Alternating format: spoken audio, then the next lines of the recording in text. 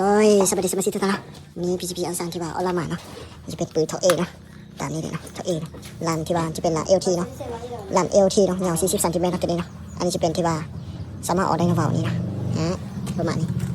จะมันมีลูกมอเตอร์เนาะน้ำหนัก2 เกนประมาณนี้เลยประมาณนี้เลยเนาะมันมีลูกมอเตอร์น้ำหนัก2 เกน 5.52 นะพวกนั้นเนาะตามนี้เลยเนาะที่ว่าเขาคันได้หลายหมกให้บ้าบนน้ำ2ใบตามจริงเลยไม่หมกไม่ให้ไม่บ้าไม่บนไม่2ไม่นั่งไม่ใบ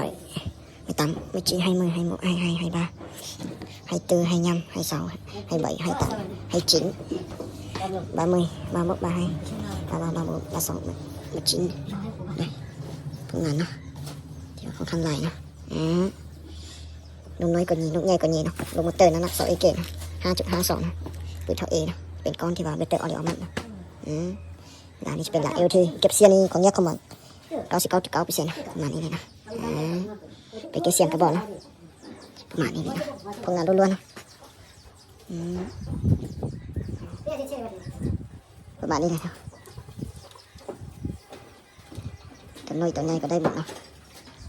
เอางานต่างเคยนะ